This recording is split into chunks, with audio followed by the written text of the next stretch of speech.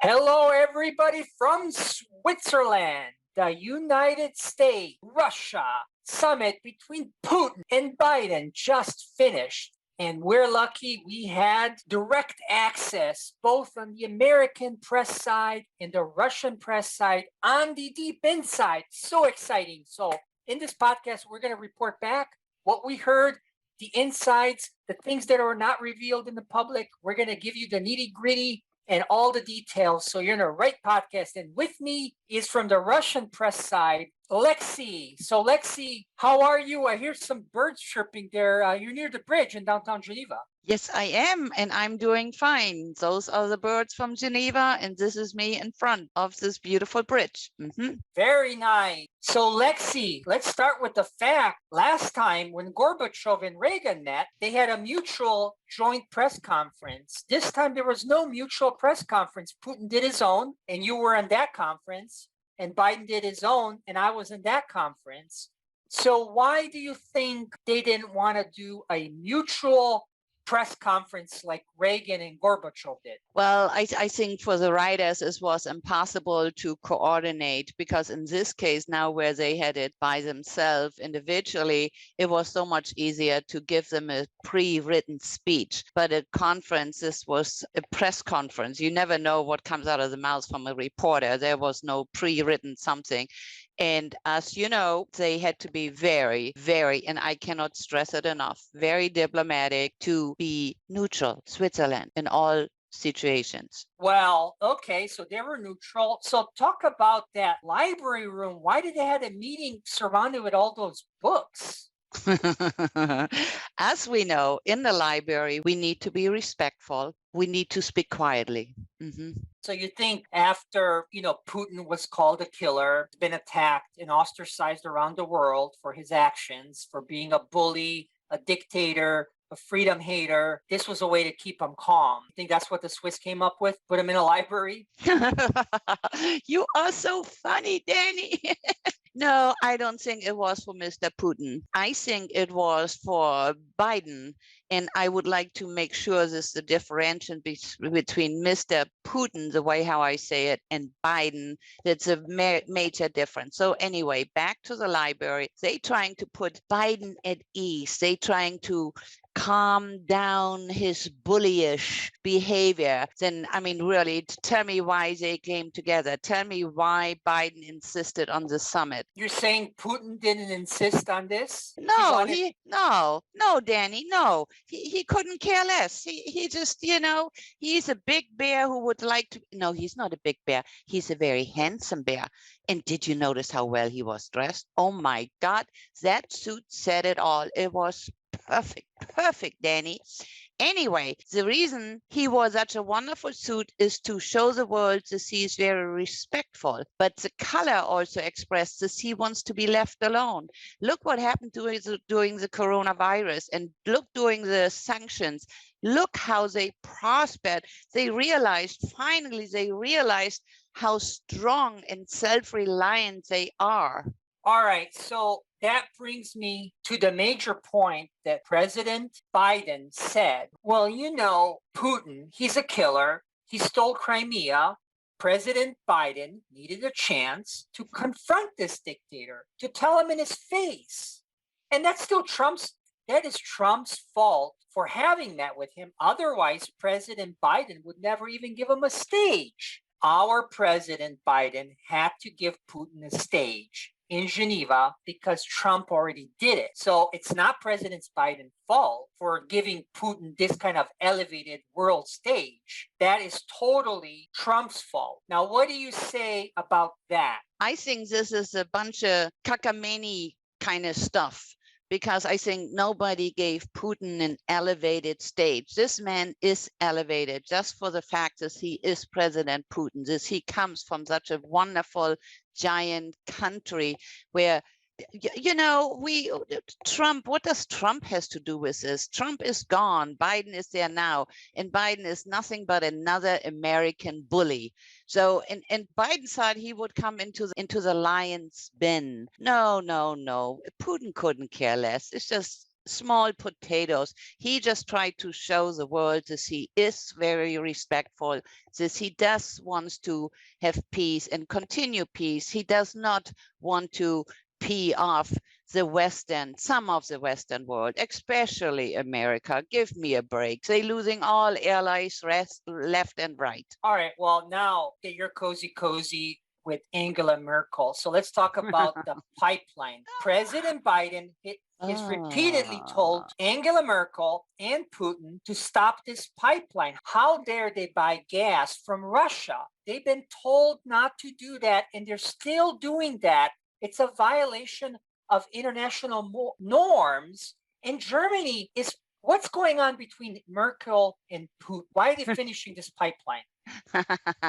What's going on between Angela Merkel and Russia against America? You know, there is nothing against. It shows the elevated level of IQ, and also it shows it just shows that they don't have to listen to anybody. Nobody can tell Germany what to do. What is this, a Cold War and on diplomatic soil? I mean, what the heck do you people think? And I think you are, and clearly you sound like a supporter of Biden, which we aren't. We're trying to be very diplomatic here. So don't tell the Germans what to do. And the Germans and the Russians finally were smart enough to say, come on, let's shake hands, let's get this done, let's get it done. And they both retired, so what the heck do they care? So, okay, so now we got some really world-breaking news here from behind, let's call it enemy lines, those who don't listen to America. So they want to get this pipeline done before they're out of office. I have to report this back to President Biden because he didn't have that piece of information. So that's some good intelligence there. Thank you, Lexi. All right, let's move I think you're twisting. Wait a minute. You are twisting things around, whether you had that information or not. If you guys are as smart as you claim to be, then come on, open your eyes, tell them what's not beneficial for the Germans and the Americans to work together and the Germans getting the gas from Russia. Tell me one good thing. Well, we can bring it by boat. It is a little more expensive. They can buy it from us. What's wrong with from America? They should buy it from America and pay more just to favor the Americans and showing this they are anti-Russians. See, it's the other way around. We, the diplomatic people, which are all of us except America. I mean, come on, you guys even isolated the Japanese and the Chinese. Who else do you have in your pocket who you think you can push around? You, the Americans. Huh? All right, so now let's talk about Biden mentioned that he told Russia to clear that base out of Syria. How dare they go outside of Russia and put a base? We have our Sixth Fleet there in the Mediterranean, and that's a direct threat to the American fleet. How dare they have a base outside of Russia? It shows how aggressive they are. Danny, you must know, and I know you just try to hide the truth from the rest of the public here. On the international public, the Americans have over 800 bases. 800. And come on, the Russians have, I don't know how many, but definitely not even as many, maybe 2, 3. Listen, one is too many when it's from the Russians. See, our 800 bases, they're peace bases. We're a peace-loving nation, and we send peace and democracy around the world. So we need even more. We need 1,000 bases, and we're going to have a base on the moon and Mars soon. You didn't know that. Excuse me for interrupting you, Danny, but there are no peace bases. There is just a bunch of nonsense to bleed the American taxpayers so that we have employed, I don't even know why I'm saying they Americans, so that they have so many 800 bases with I don't know how many thousands of soldiers, which are being paid by the American taxpayers. This just means so that we have less unemployment people to show. You're making me very upset right now. Well, I'm just trying to state what the policy is of President Biden. Is trying to get that Syrian base closed, move those soldiers back to Russia. Lexi, the one thing that Biden hit home with Putin is that he stole Crimea, and that needs to be brought to this bully. He came and he took Ukrainian sovereign territory, a whole peninsula with great seaside resorts. They put their base there, the Russian naval base, the biggest one of the Black Sea Fleet. He put it there. That's all illegal. We can't tolerate that. And President Biden hit home run telling Putin. Now, what do you have to say about that? What did Putin say at the conference about it?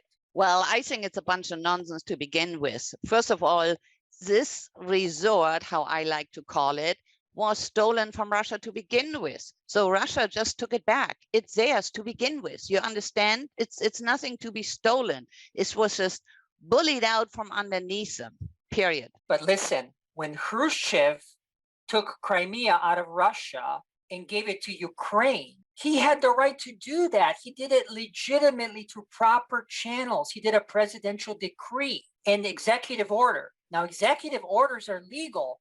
Putin did a referendum, okay? That is manipulated. He didn't do any executive order like we do in America. So that is totally unacceptable. It's unacceptable for the Americans because you guys couldn't bully and decided where he is, where Mr. Putin is going to have his, first of all, where he's going to have his resort, and second of all, where he is going to have his troops.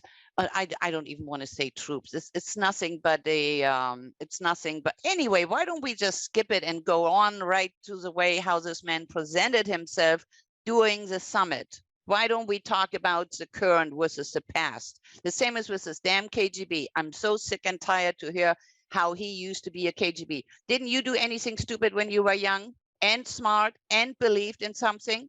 And now all of a sudden, where you're an adult, you're being told this is all wrong. So therefore, you're trying not to say this. You believed it. And anyway, it's all done. It's over. Now it's President Putin, period. All right. Now I heard something about the KGB. Yeah. At the press conference in the Biden camp, they said this is where he secretly met with Merkel, the young Merkel, and this is why they're so buddy-buddy, and that's unacceptable to us. He's using his prior contacts when he was in the KGB to build up, to steal Germany from us. What do you have to say about that? That can't be any diplomatic way to build a bridge. You know, Danny, I'm getting heartburn just by listening to you. Normally, I really enjoy being on your show, but this time it's extremely upsetting. There is no KGB contacts. He has a very large Rolodex, which is his Rolodex. See, Biden only has a Rolodex, which he kind of took away from Trump. But anyway, besides the point. So Mr. Putin, he met with Mrs. Merkel, who both are very, very smart, and they decided to call it a true peace, to call it true transparency. See, Biden, he cannot even read because his eyes are completely closed.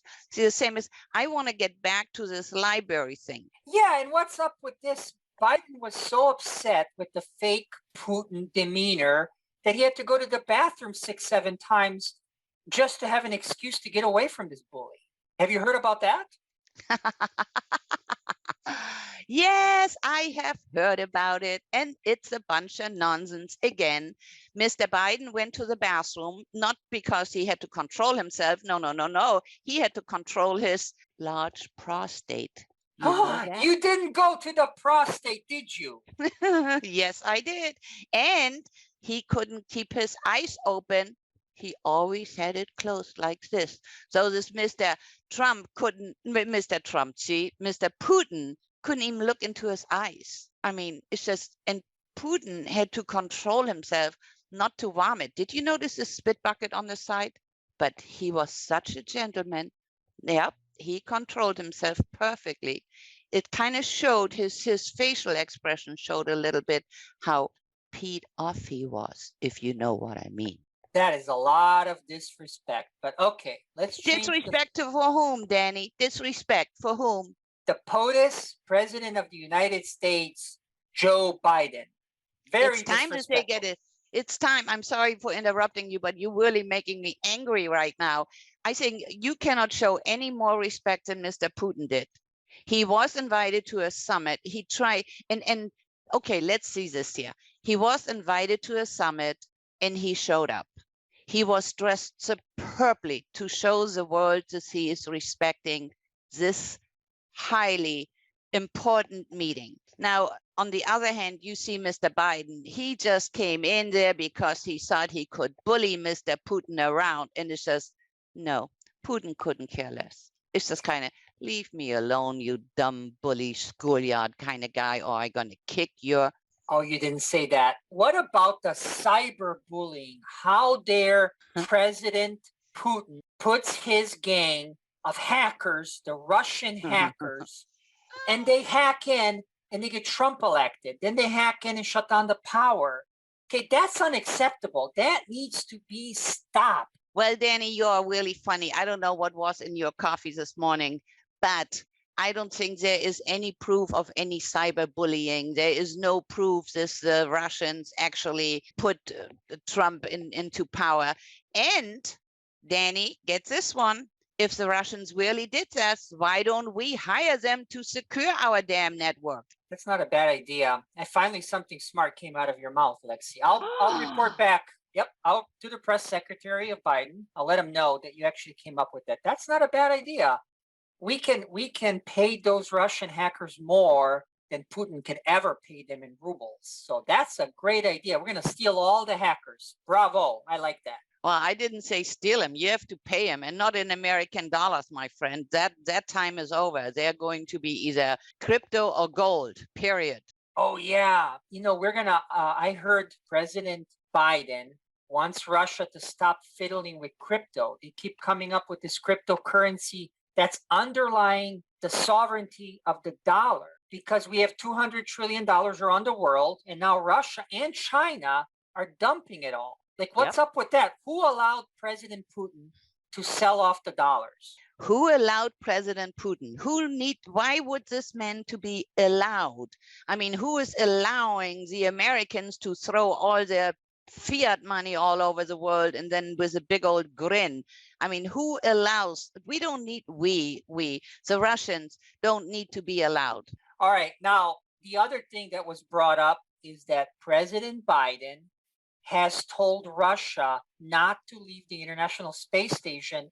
And yesterday, the Chinese launched their space station, and Russia is going to partner with the Chinese now. That is totally unacceptable. We've been funding the Roscosmos, the Russian space agency. We've been helping them, and we've been partnering with them for 30 years. And now they're abandoning us and going to the Chinese. Okay, that cannot fly.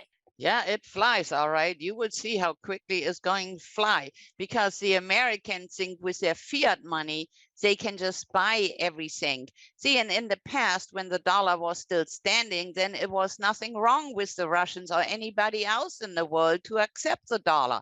Now it's a bunch of nonsense. We don't need the Americans to go into space or to go anywhere. So therefore, go and take your bags and bully somebody else. Lexi. Those are very harsh words. Okay. Yes. Finally. Let's see who gets to the moon first, because we got Elon Musk and we got Jeff Bezos, and they have both moon landers and they're working on it. You guys haven't even started building the moon lander. Well, I think that would be a very interesting topic to discuss. But right now, I would like to go back to the summit. And I also would like to mention this wonderful, pretty plane this Mr. Biden arrived on. Who pays for that, huh? Every president after Kennedy had that wonderful plane. 2 of them, I might add.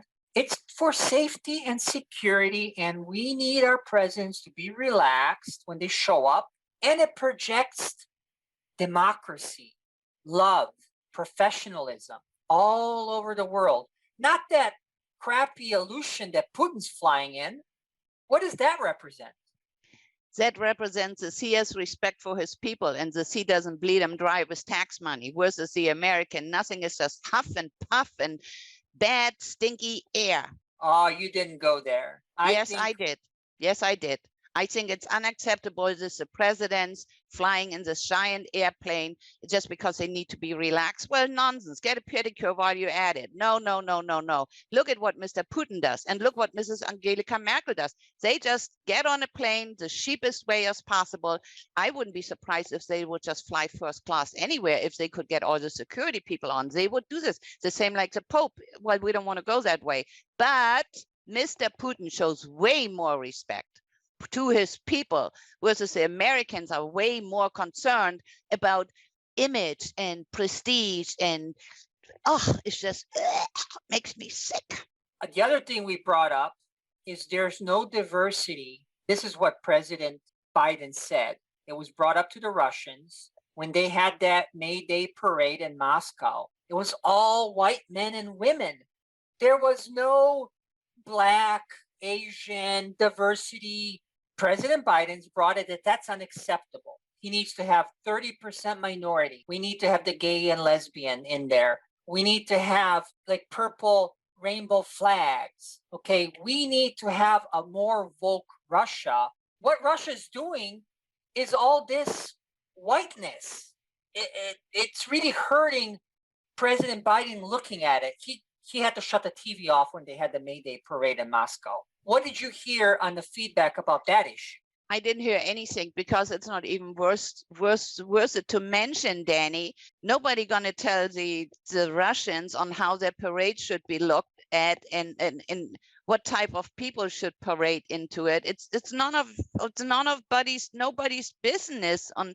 Oh, Danny, you're really making me sick. Why don't the Americans going to pick on China? Why don't they pick on India? Why don't they pick? No, they cannot say German because the Germans have a lot of foreigners. But anyway, it's nobody's business to try to tell the Russians how their military parade should look. 30%, 10%, 0%. That's none of his business. But you know, the Germans have done a great job. We have told them to diversify, and they did. So why can't the Russians do it? Because they don't have to listen to you bullies. The Germans were still intimidated, and they thought they have to show good face to the world. So therefore, they're going to do whatever the Americans told them. And the Russians are finally strong enough. They just give it on. They don't care. They don't have to care. You guys kind of come over there and then boom, boom, boom, boom. That's going to be the consequence. So stay out of our business. Send that to Mr. Biden. All right, I'll let the press secretary know what you said. Actually, this will be aired tomorrow anyway, so good, I'm sure both, your press secretary and our press secretary will watch this. But I think we were able to air out all the grievances out here so the public can see how America is trying to move peacefully forward and how you guys are obstructing on every step of the way, and we can't make any progress to change Russia, make it more woke, make it more friendly, make it less aggressive, shut down their bases, scale down the military, get rid of those Russian nukes. None of that has gone forward. And now the world can see after this interview gets posted on the podcast. So that's a good thing. Danny, you're making me very, very upset because you don't even know who is going to look at the podcast and you don't even know who's going to support it.